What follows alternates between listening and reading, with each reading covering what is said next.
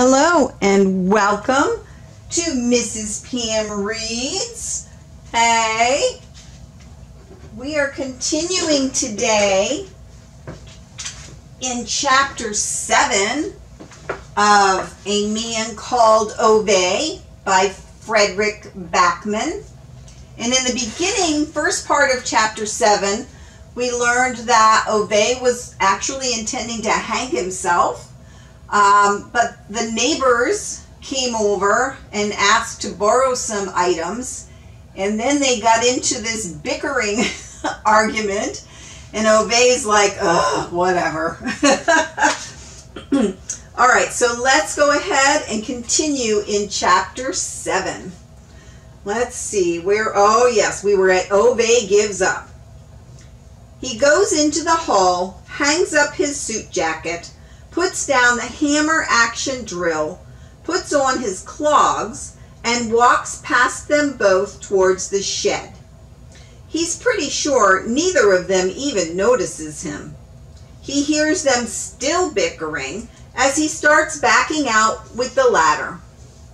"Go on, help him then, Patrick," Parvana bursts out when she catches sight of him. The lanky one takes a few steps towards him with fumbling movements.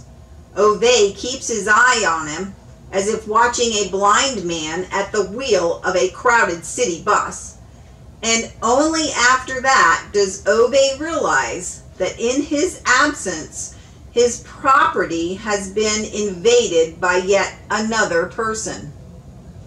Rune's wife, Anita, from farther down the street, is standing next to Parvana, blithely watching the spectacle.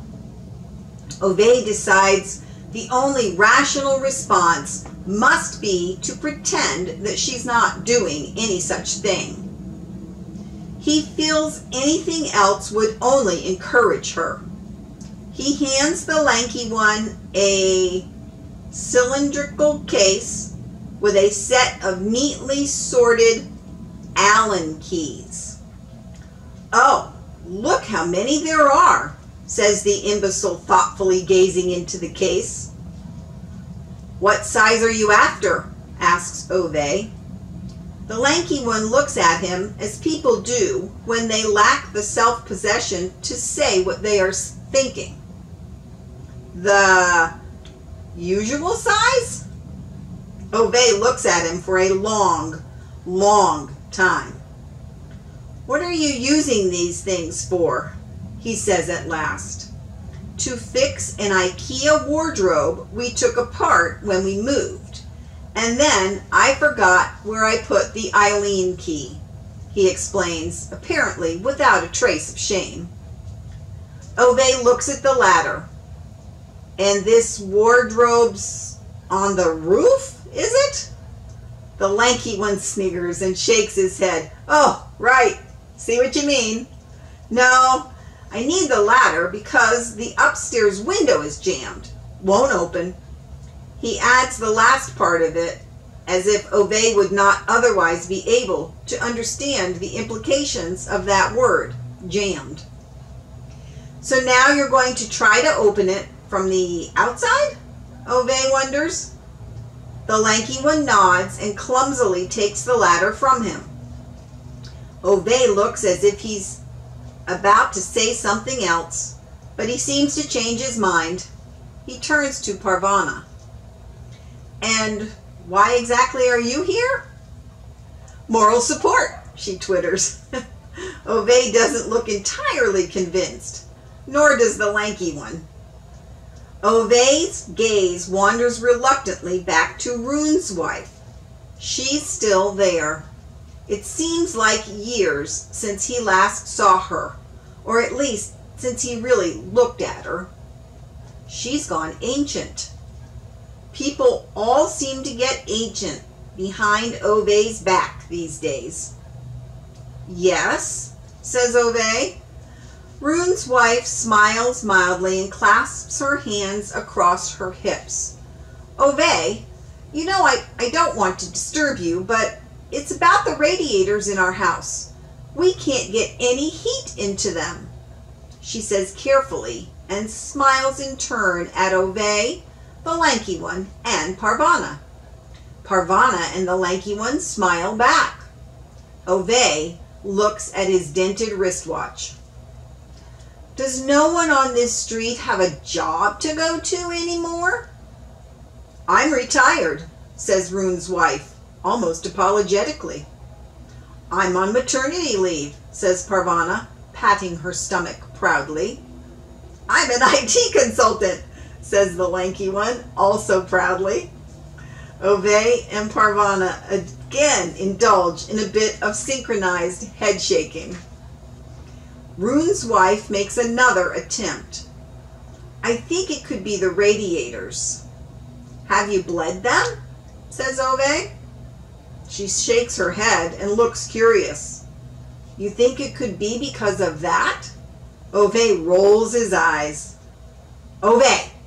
Parvana rolls at him at once, as if she's a reprimanding schoolmistress. Ove glares at her. She glares back.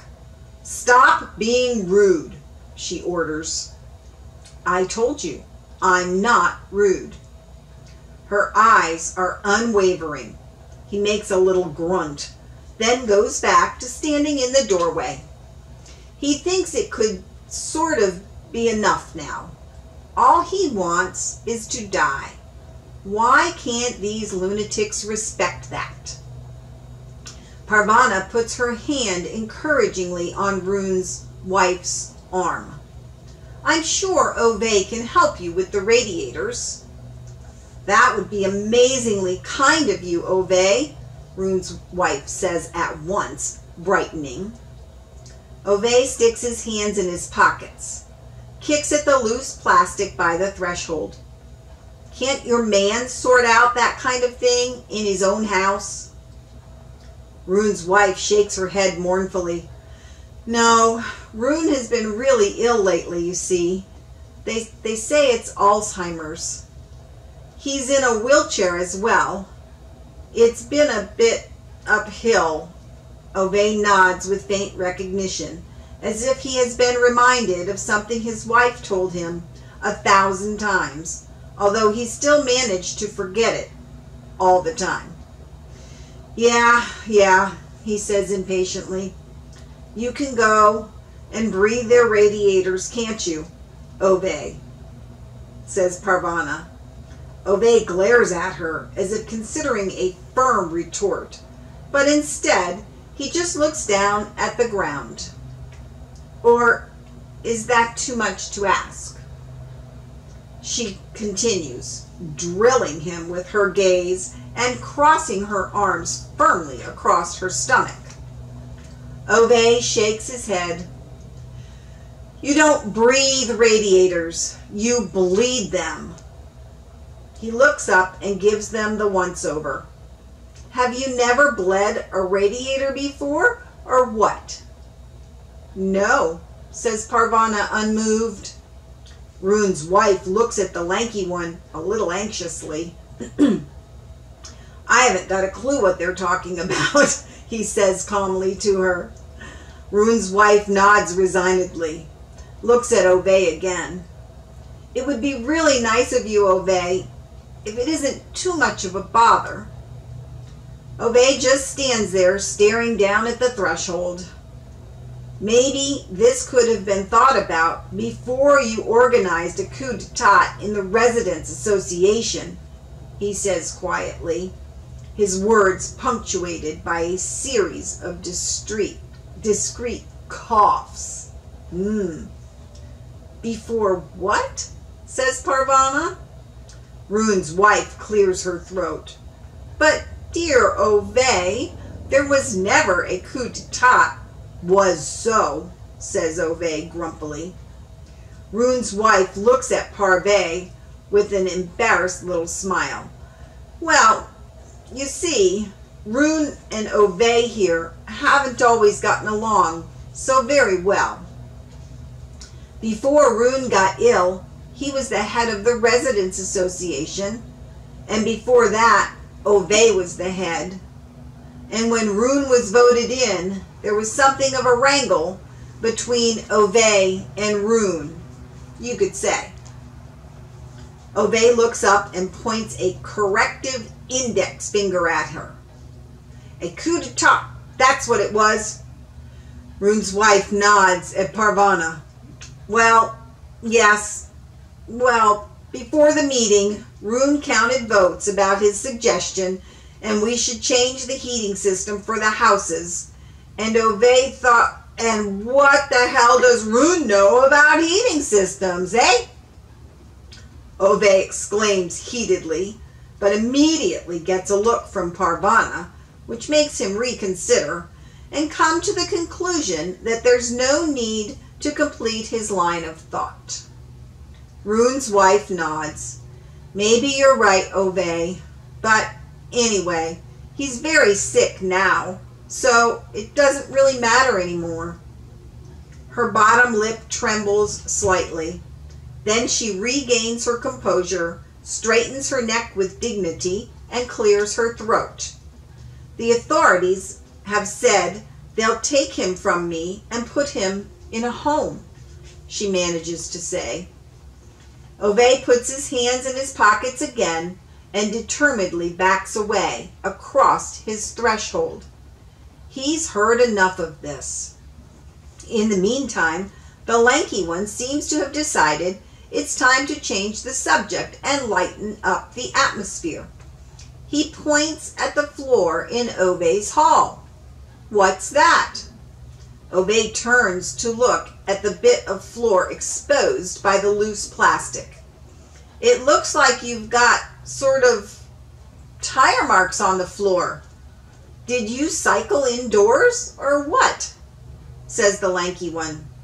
Parvana keeps her observant eyes on Ove as he backs away another step so he can impede the lanky one's view. It's nothing. But I can see it's... The lanky one begins confusedly.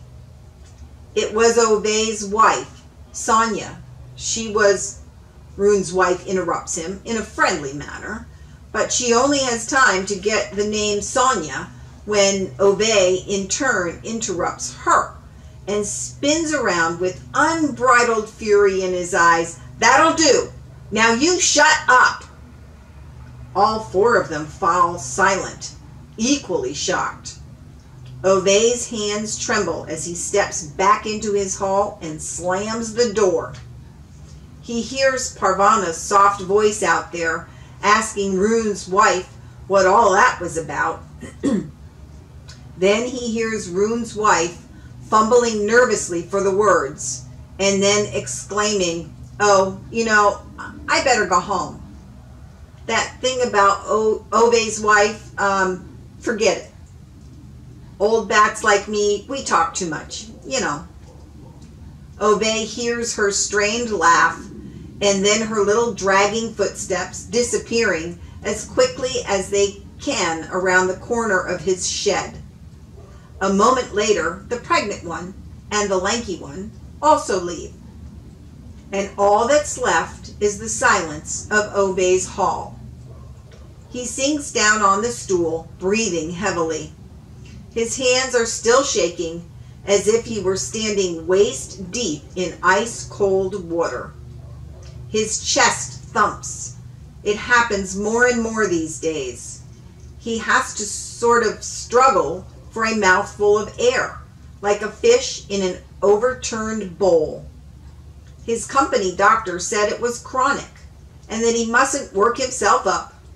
Easy for him to say. "Good to go home and have a rest now," said his bosses at work. "Now your heart is playing up and all." They called it early retirement, but they might have as well have said it was liquidation. A third of a century in the same job, and that's what they reduce him to. Ove is not sure how long he stays there on the stool, sitting with the drill in his hand and his heart beating so hard that he feels his pulse inside his head. There's a photo on the wall beside the door of Ove and Sonia. It's almost 40 years old. That time they were in Spain on a bus tour. She's suntanned, wearing a red dress, and looking so happy. Ove is standing next to her, holding her hand. He sits there for what must be an hour, just staring at the photo. Of all the imaginable things he most misses about her, the thing he really wishes he could do again is hold her hand in his. She had a way of folding her index finger into his palm, hiding it inside. And he always felt that nothing in the world was impossible when she did that. Of all the things he could miss, that's what he misses most. Slowly, he stands up, goes into the living room, up the steps of the stool, and then, once and for all, he drills the hole and puts in the hook. Then gets off the stool and studies his work. He goes into the hall and puts on his suit jacket, feels in his pocket for the envelope. He's turned out all the lights, washed his coffee mug, put up a hook in his living room. He's done. He takes down the rope from the clothes dryer in the hall. Gently, with the back of his hand, he caresses her coats one last time. Then he goes into the living room, ties a noose in the rope, threads it through the hook, climbs up on the stool, and puts his head in the noose. Kicks the stool away, closes his eyes, and feels the noose closing around his throat like the jaws of a large, wild animal. Wow. So that's where chapter 7 ends. But I'm going to say it again. There's 40 chapters in here, so I don't think he's a goner. I think there is hope for Ove.